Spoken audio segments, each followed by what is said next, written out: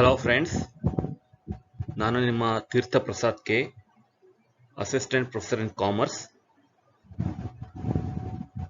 So previous ವಿಡಿಯೋಯಿಂದ comparative ಅನಾಲಿಸಿಸ್ನ ನಾವು ಕಂಟಿನ್ಯೂ ಮಾಡ್ತಾ ಇದ್ದೀವಿ.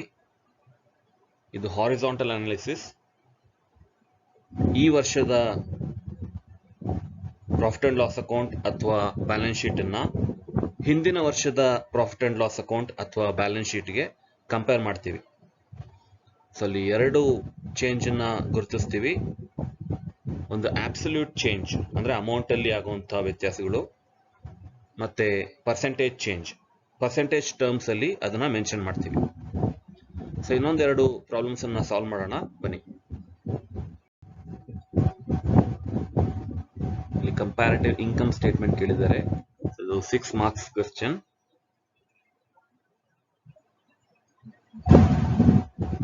ಇಲ್ಲಿ 2017 ಮತ್ತೆ 2018 ಡೀಟೇಲ್ಸ್ ಕೊಟ್ಟಿದ್ದಾರೆ.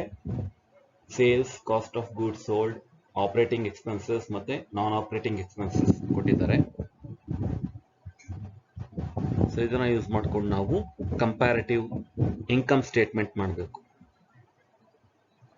ಒಂದು ಅಬ್ಸರ್ವ್ ಮಾಡಬೇಕಾಗಿರೋದು, ಇಲ್ಲಿ ಗ್ರಾಸ್ ಪ್ರಾಫಿಟ್ ಮತ್ತೆ ನೆಟ್ ಪ್ರಾಫಿಟ್ ಫಿಗರ್ ಕೊಟ್ಟಿಲ್ಲ. ಸೊ ಅದನ್ನ ನಾವು ಕ್ಯಾಲ್ಕುಲೇಟ್ ಮಾಡಬೇಕಾಗುತ್ತೆ. Sales minus cost of goods sold is gross profit.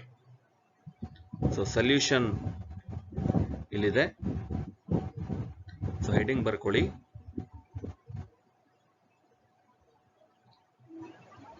So question ಅಲ್ಲೇ ಇರುವಂತ ಫಿಗರ್ಸ್ ಇವೆಲ್ಲ. ಸೊ ಅದಕ್ಕೆ ಆಬ್ಸಲ್ಯೂಟ್ ಚೇಂಜ್ ಮತ್ತೆ ಪರ್ಸೆಂಟೇಜ್ ಚೇಂಜ್ ಎರಡನ್ನ ಆಡ್ ಮಾಡ್ತಾ ಇದೀವಿ. ಸೊ ಫಸ್ಟ್ ಸೇಲ್ಸ್ ತಗೊಳ್ಳಿ, minus cost of goods sold. So sales minus cost of goods sold is gross profit. Sales minus cost of goods sold is gross profit. ನಾನು ಬರ್ಕೊಳ್ಳಿ.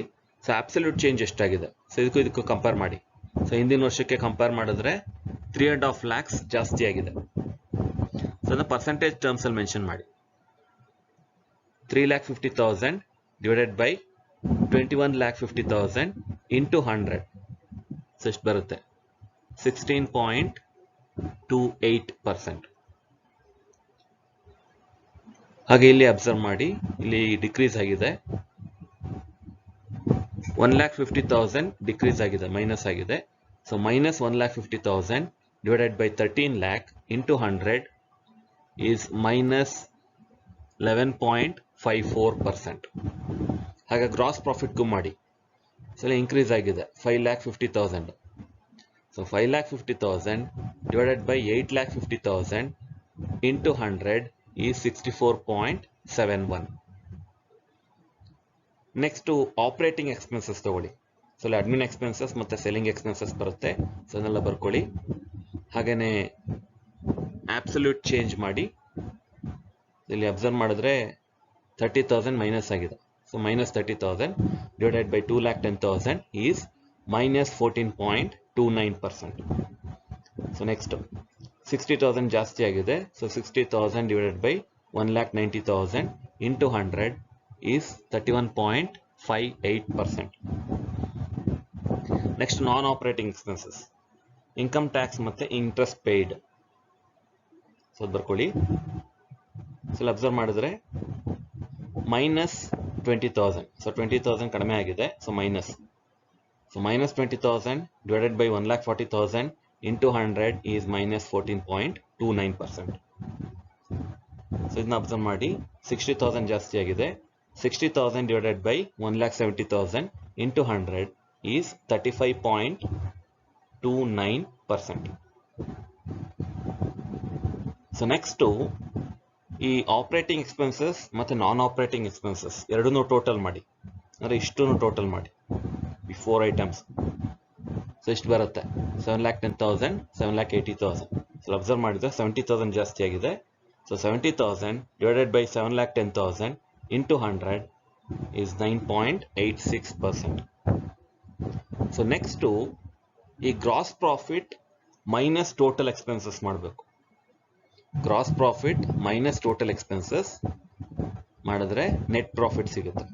So ಇದಕ್ಕೂ ಹಾಗೆ ಮಾಡಿ. 2018ಗೆ gross profit minus total expenses is net profit 5,70,000. So ಇದಕ್ಕೂ analysis ಮಾಡಿ. Sir observe ಮಾಡಿದ್ರೆ 4,30,000 ಜಾಸ್ತಿ ಆಗಿದೆ. 4,30,000. ಸೊ ಇದು ಪರ್ಸೆಂಟೇಜಸ್ ಅಲ್ಲಿ ಹೇಳಬೇಕು ಅಂದ್ರೆ 4,30,000 ಡಿವೈಡೆಡ್ ಬೈ 1,40,000 ಇಂಟು 100, 307.14%. ಸೊ ಇದು 3 ಪಟ್ಟು ಜಾಸ್ತಿ ಆಗಿದೆ. 1,40,000 ಮತ್ತೆ 5,70,000 ಕಂಪೇರ್ ಮಾಡಿದ್ರೆ ಅದು 3 ಪಟ್ಟು ಜಾಸ್ತಿ ಆಗಿದೆ, 3 ಟೈಮ್ಸ್ ಜಾಸ್ತಿ ಆಗಿದೆ. ಸೊ ಅದರಿಂದ 300% ಗಿಂತ ಜಾಸ್ತಿ ಹೋಗಿದೆ. ಸೊ ಇಲ್ಲಿ ಇನ್ಕಮ್ಸ್ ಏನಾದ್ರೂ ಕೊಟ್ಟಿದ್ರೆ ಅದನ್ನು ಕೂಡ ನಾವು ಆಡ್ ಮಾಡಬೇಕು. ಸೊ ಎಕ್ಸ್ಪೆನ್ಸಸ್ ನ ಹೇಗೆ ನಾವು ಮೈನಸ್ ಮಾಡ್ತೀವೋ ಹಾಗೇನೆ ಇನ್ಕಮ್ಸ್ ಅನ್ನ ಆಡ್ ಮಾಡಬೇಕು. ಸೊ ಗ್ರಾಸ್ ಪ್ರಾಫಿಟ್ಗೆ ಎಕ್ಸ್ಪೆನ್ಸಸ್ ನ ಮೈನಸ್ ಮಾಡಿ ಇನ್ಕಮ್ಸ್ ಅನ್ನ ಆಡ್ ಮಾಡಿ.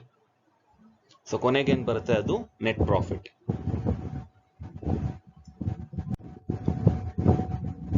ಇನ್ನೊಂದು ಪ್ರಾಬ್ಲಮ್ ತಗೊಳ್ಳೋಣ. So comparative income statement. ಇಲ್ಲಿ ಒಂದು ಸಣ್ಣ ವ್ಯತ್ಯಾಸ ಏನಂದ್ರೆ ಪ್ರಾಫಿಟ್ ಅಂಡ್ ಲಾಸ್ ಅಕೌಂಟ್ ಕೊಟ್ಟಿದ್ದಾರೆ. Profit and loss account.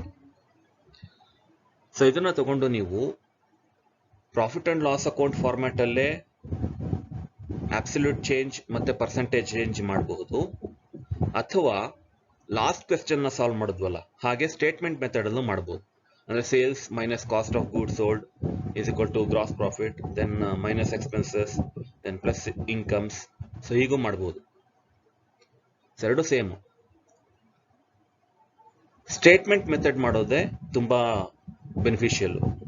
ಯಾಕೆ ಅಂದ್ರೆ ಈ ತರ ಅಕೌಂಟ್ ಫಾರ್ಮೆಟ್ ಅಲ್ಲಿ ಮಾಡಿದಾಗ ಒಂದು ಪ್ರಾಬ್ಲಮ್ ಆಗುತ್ತೆ. ಏನಂದ್ರೆ ಇಲ್ಲಿ 2016 ಮತ್ತೆ 2017 ಫಿಗರ್ಸ್ ಕೊಟ್ಟಿದ್ದಾರೆ. ಸೊ ಅದ್ರ ಪಕ್ಕದಲ್ಲೇ ನಾವು ಅಬ್ಸಲ್ಯೂಟ್ ಚೇಂಜ್ ಮತ್ತೆ ಪರ್ಸೆಂಟೇಜ್ ಚೇಂಜ್ ಕಾಲಮ್ಸ್ ಅನ್ನ ಆಡ್ ಮಾಡಬೇಕಾಗುತ್ತೆ. ಮತ್ತೆ ಕ್ರೆಡಿಟ್ ಸೈಡು ಅಷ್ಟೇನೆ, ಅಬ್ಸಲ್ಯೂಟ್ ಚೇಂಜ್ ಮತ್ತೆ ಪರ್ಸೆಂಟೇಜ್ ಚೇಂಜ್ ಅಂತ ಇಲ್ಲಿ 2 ಕಾಲಮ್ಸ್ ಅನ್ನ ಆಡ್ ಮಾಡಬೇಕಾಗುತ್ತೆ. ಸೊ ತುಂಬಾ ಕಾಲಮ್ಸ್ ಆಗ್ಬಿಡುತ್ತೆ. ಸೊ ಅದರಿಂದಾಗಿ ಸ್ಟೇಟ್ಮೆಂಟ್ ಮೆಥಡ್ ಅಲ್ಲಿ ಮಾಡೋದು ತುಂಬಾ ಕನ್ವೀನಿಯಂಟ್ ಅನ್ಸುತ್ತೆ. ಡೆಬಿಟ್ ಸೈಡ್ ಅಲ್ಲಿ ಎಲ್ಲ ಎಕ್ಸ್ಪೆನ್ಸಸ್ ಅಂಡ್ ಲಾಸಸ್ ಕೊಟ್ಟಿದ್ದಾರೆ. So profit and loss account it's A nominal account. Debit all expenses and losses, credit all incomes and gains. Cost of goods sold, depreciation ಇದೆ, selling distribution expenses, interest on debt, provision for tax. ಮತ್ತೆ ಈ ಕಡೆ incomes ಇದೆ, credit side incomes ಇರುತ್ತೆ. So sales ಅನ್ನೋದು income, it's A revenue. Dividend ಅಂತ ಕೊಟ್ಟಿದ್ದಾರೆ ಅಂದ್ರೆ ಇದು ಡಿವಿಡೆಂಡ್ ರಿಸೀವ್ಡೇ ಇರಬೇಕು. ಅಂದ್ರೆ ಬೇರೆ ಕಂಪ್ನೀಸ್ ಅಲ್ಲಿ ಮಾಡಿರುವಂತ ಇನ್ವೆಸ್ಟ್ಮೆಂಟ್ ಶೇರ್ಸ್ ಅಲ್ಲಿ ಸೊ ಅದು ಡಿವಿಡೆಂಡ್ ಬಂದಿದೆ. ಇಂಟ್ರೆಸ್ಟ್ ಆನ್ ಇನ್ವೆಸ್ಟ್ಮೆಂಟ್ ಇದೆ. ಸೊ ಮಾಡಿರುವಂತ ಇನ್ವೆಸ್ಟ್ಮೆಂಟ್ ಮೇಲೆ ಒಂದಷ್ಟು ಇಂಟ್ರೆಸ್ಟ್ ಬಂದಿದೆ. ಸೊ ಅದು ಕೂಡ ಇನ್ಕಮ್.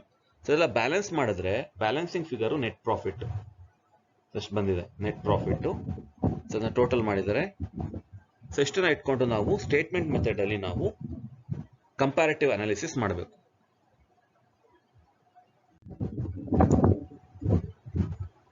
ಸೊ ಹೆಡಿಂಗ್ ಹಾಕೊಳ್ಳಿ. ಸೊ ಟೇಬಲ್ ಅಲ್ಲಿ ಸೊ ಇದು statement method. So 2016 March 31st, 2017 March 31st, absolute change, percentage change. So first sales ತಗೊಳ್ಳಿ. ಸೊ ಸೇಲ್ಸ್ ಕ್ರೆಡಿಟ್ ಸೈಡ್ ಇದೆ ಕ್ವೆಶ್ಚನ್ ಅಲ್ಲಿ, ಪ್ರಾಫಿಟ್ ಅಂಡ್ ಲಾಸ್ ಅಕೌಂಟ್ ಅಲ್ಲಿ. ಸೊ ಅದನ್ನ ಬರ್ಕೊಳ್ಳಿ. Minus cost of goods sold. So ಇದು debit side ಇದೆ, expenses ಎಲ್ಲ debit side. So ಇದು ಬರ್ಕೊಳ್ಳಿ. ಸೊ ಇದರ ಮೈನಸ್ ಮಾಡಿ ಗ್ರಾಸ್ ಪ್ರಾಫಿಟ್ ಬರುತ್ತೆ. ಸೊ ಇದು ಅಬ್ಸಲ್ಯೂಟ್ ಚೇಂಜ್ ಅಮೌಂಟ್ ಅಲ್ಲಿ. ಸೊ ಇದು ಅಬ್ಸರ್ವ್ ಮಾಡಿದ್ರೆ 30,000 ಆಡ್ ಆಗಿದೆ. ಸೊ ಪರ್ಸೆಂಟೇಜ್ ಅಲ್ಲಿ ಹೇಳಬೇಕು ಅಂದ್ರೆ 30,000 ಡಿವೈಡೆಡ್ ಬೈ 1 lakh ಇಂಟು 100, 30%. ಇಲ್ಲಿ 6,000 ಜಾಸ್ತಿ ಆಗಿದೆ. 6,000 ಡಿವೈಡೆಡ್ ಬೈ 72,000 ಇಂಟು 100, 8.33%. ಗ್ರಾಸ್ ಪ್ರಾಫಿಟ್ಗೂ ಮಾಡಿ 24,000 ಆಡ್ ಆಗಿದೆ. So 24,000 divided by 28,000 into 100, 85.71%. Next expenses ತಗೊಳ್ಳಿ. ಸೊ ಇದು ಡೆಬಿಟ್ ಸೈಡ್ ಇದೆ ಕ್ವೆಶ್ಚನ್ ಅಲ್ಲಿ. Depreciation, selling and distribution expenses, interest on debt, provision for tax. So ಅದನ್ನೆಲ್ಲ ಕಾಪಿ ಮಾಡ್ಕೊಳ್ಳಿ ಫಿಗರ್ಸು. ಸೊ ಇಲ್ಲಿ ಅಬ್ಸಲ್ಯೂಟ್ ಚೇಂಜ್ ಮತ್ತೆ ಪರ್ಸೆಂಟೇಜ್ ಚೇಂಜ್ ಮಾಡಿ. ಸೊ ಇಲ್ಲಿ 1000 ಆ್ಯಡ್ ಆಗಿದೆ. 1000 ಡಿವೈಡೆಡ್ ಬೈ 5000 ಇಂಟು 100 20%. ಇಲ್ಲಿ 4000 ಡಿವೈಡೆಡ್ ಬೈ 8000 ಇಂಟು 100 50%. ಇಲ್ಲಿ 1000 ಕಮ್ಮಿ ಆಗಿದೆ. So minus 1000 divided by 15000 into 100 minus 6.66%. So ಇಲ್ಲಿ 15000 ಸೇಮ್ ಇದೆ. ಏನು ಮಾಡ್ತೀರಾ, 0 ಅಂತ ಹಾಕಿ ಅಷ್ಟೇ. 15000 minus 15000 is 0. Absolute change is 0. Percentage change is 0. So ಈ ಎಕ್ಸ್ಪೆನ್ಸಸ್ ಎಲ್ಲ ಟೋಟಲ್ ಮಾಡಿ ಎಷ್ಟಾಗುತ್ತೆ, 43,000 47,000. ಸೊ ಇದಕ್ಕೂ ಮಾಡಿ ಟೋಟಲ್ ಎಕ್ಸ್ಪೆನ್ಸಸ್ ಆಗಿರೋದ್ರಿಂದ ಅದು ಕೂಡ ಇಂಪಾರ್ಟೆಂಟ್ ಫಿಗರ್. ಸೊ 4,000 ಜಾಸ್ತಿ ಆಗಿದೆ. 4,000 divided by 43,000 into 100 9.3%. So next ಈ ಗ್ರಾಸ್ ಪ್ರಾಫಿಟ್ ಇಂದ ಈ ಟೋಟಲ್ ಎಕ್ಸ್ಪೆನ್ಸಸ್ ನ ಮೈನಸ್ ಮಾಡಿ. ಸೊ 28,000 ಮೈನಸ್ 43,000 ಎಷ್ಟಾಗುತ್ತೆ, ಮೈನಸ್ 15,000 ಆಗುತ್ತೆ. ನೆಗೆಟಿವ್ ಹೋಗುತ್ತೆ ಇರಲಿ.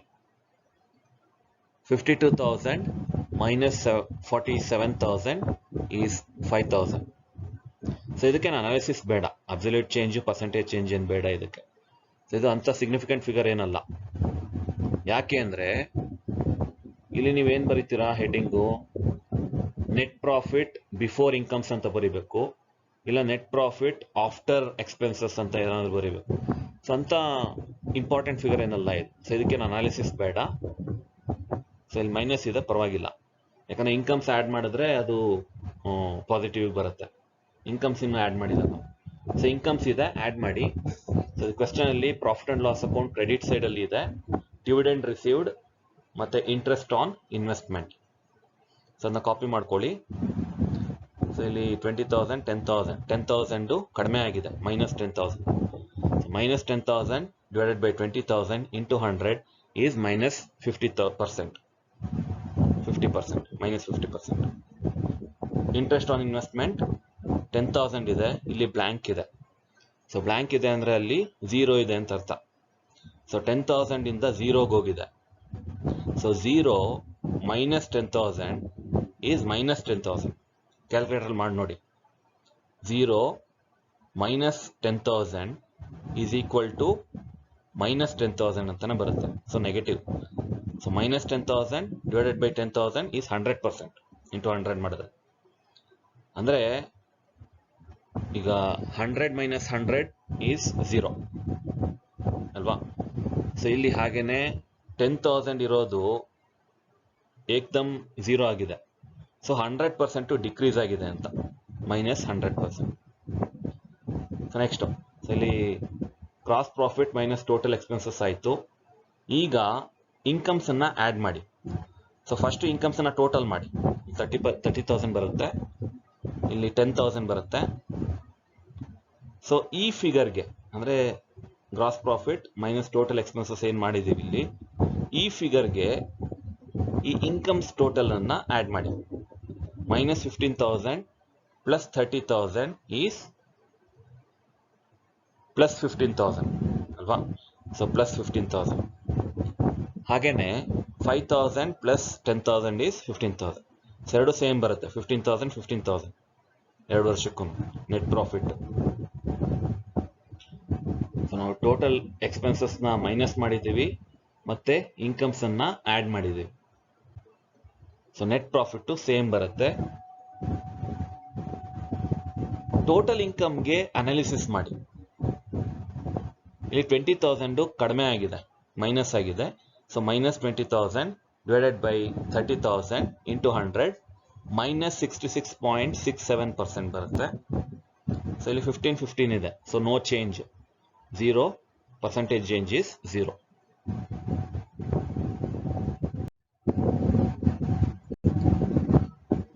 Thank you friends.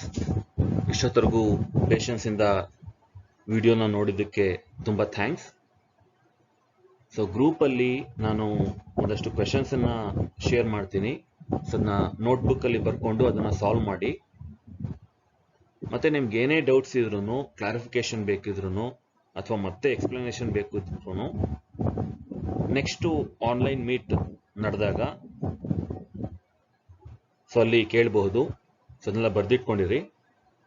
ಮತ್ತೆ ಆದಷ್ಟು ಜಾಸ್ತಿ ಕ್ವೆಶನ್ಸ್ ಅನ್ನ ಕಲೆಕ್ಟ್ ಮಾಡಿ, ಕ್ವೆಶನ್ ಪೇಪರ್ಸ್ ಇಂದ ಮತ್ತೆ ಟೆಕ್ಸ್ಟ್ ಬುಕ್ಸ್ ಇಂದ ಎಲ್ಲ. ಸೊ ಕಂಪ್ಯಾರಿಟಿವ್ ಸ್ಟೇಟ್ಮೆಂಟ್ಸ್ಗೆ ಸಂಬಂಧಪಟ್ಟಿದ್ದು. Thank you friends. Celebrate learning, happy studies, keep smiling. Thank you.